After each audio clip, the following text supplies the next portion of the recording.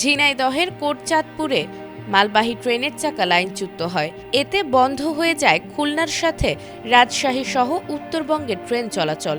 বৃহস্পতিবার ভোররাতে কোটচাঁদপুরের Safdarpur rail station এলাকায় এ ঘটনা ঘটে। স্টেশন মাস্টার রিপন আলী জানান, খুলনার মোংলা থেকে ছেড়ে আসা ঈশ্বরদীগামী একটি মালবাহী ট্রেন সাফদারপুর স্টেশনের কাছে পৌঁছালে রাত ৩টার দিকে পেছনের একটি বগি লাইনচ্যুত হয়।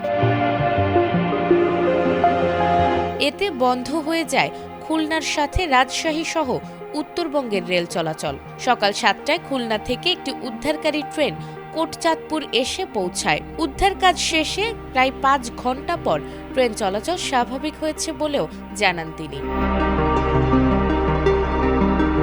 Desk report, ATN Bangla.